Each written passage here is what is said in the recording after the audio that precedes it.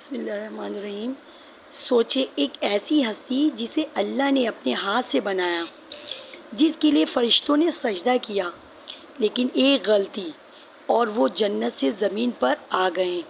یہ ہے حضرت آدم علیہ السلام کا قصہ، وہ قصہ جس میں آپ کی اور میری زندگی کا سب سے بڑا سبق چھپا ہے۔ ویڈیو کے آخر تک دیکھیں کیونکہ اس کہانی کا تعلق آپ سے ہے۔ السلام علیکم ورحمۃ اللہ وبرکاتہ۔ آج ہم بات کریں گے انسانیت کے باپ، پہلے نبی حضرت آدم علیہ السلام کے بارے میں۔ قرآن نے یہ قصہ 7 مختلف صورتوں میں بیان کیا ہے تاکہ ہم بار بار سبق لیں۔ قصہ شروع ہوتا ہے اس وقت جب اللہ تعالیٰ نے فرشتوں سے فرمایا، ترجمہ: میں زمین میں ایک خلیفہ بنانے والا ہوں۔ سورہ بقرہ آیت نمبر 30۔ فرشتوں نے عرض کیا، یا اللہ، کیا تو ایسی مخلوق بنائے گا جو زمین میں فساد کرے گی؟ اللہ تعالیٰ نے فرمایا، میں وہ جانتا ہوں جو تم نہیں جانتے۔ پھر اللہ تعالیٰ نے حضرت آدم علیہ السلام کو مٹی سے بنایا، مختلف رنگوں کی مٹی، کالی، سرخ، سفید، اسی لیے آدم کی اولاد کے رنگ مختلف ہیں۔ پھر اللہ تعالیٰ نے ان میں اپنی روح پھونکی اور آدم علیہ السلام زندہ ہو گئے۔ علم کا معجزہ اور سجدہ۔ اللہ تعالیٰ نے حضرت آدم علیہ السلام کو تمام چیزوں کے نام سکھائے۔ پھر فرشتوں سے پوچھا، بتاؤ ان کے نام اگر سچے ہو۔ فرشتوں نے کہا، پاک ہے تو، ہمیں تو بس وہی علم ہے جو تو نے دیا۔ سورہ بقرہ آیت نمبر 32۔ پھر آدم نے سب نام بتا دیے۔ پھر حضرت آدم علیہ السلام نے سب نام بتا دیے۔ اللہ عز و جل نے فرمایا، دیکھا میں نے کہا تھا نا کہ وہ جانتا ہوں جو تم نہیں جانتے۔ اس کے بعد اللہ تعالیٰ کا حکم آیا، آدم کو سجدہ کرو۔ سب فرشتوں نے سجدہ کیا، لیکن ایک جن تھا جو عبادت کی وجہ سے فرشتوں میں تھا، ابلیس۔ اس نے انکار کر دیا، تکبر سے کہا، میں اس سے بہتر ہوں، مجھے آگ سے بنایا، اسے مٹی سے۔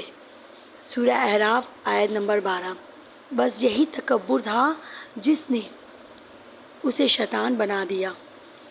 جنت، درخت اور شیطان کا دھوکہ۔ اللہ عز و جل نے حضرت آدم علیہ السلام کی پسلی سے حضرت حوا علیہ السلام کو پیدا کیا۔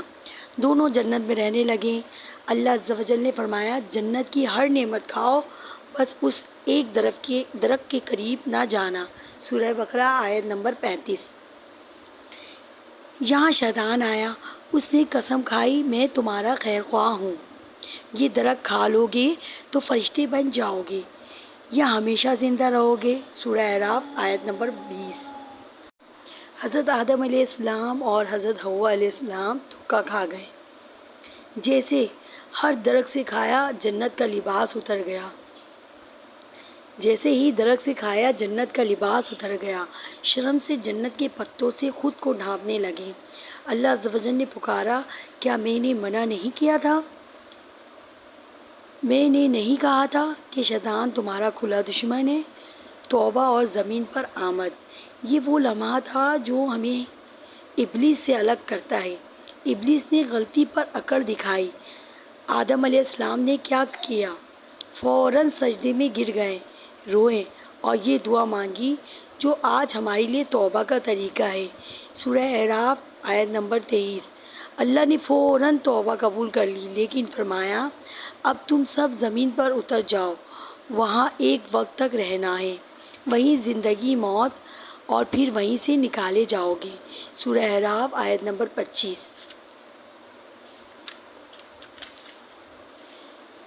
بڑے سبق۔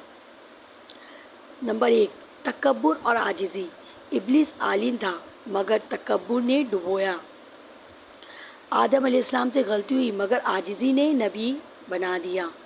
نمبر 2، توبہ کا دروازہ کھلا ہے، گناہ کے بعد مایوس نہ ہو، حضرت آدم علیہ السلام والی دعا مانگے، اللہ عز و جل معاف کرنے والا ہے۔ نمبر 3، شیطان کا طریقہ، وہ ہمیشہ خیر خواہ بن کر آتا ہے، حرام کو خوبصورت نام دیتا ہے، اس سے بچنے کا اختیار اعوذ باللہ ہے۔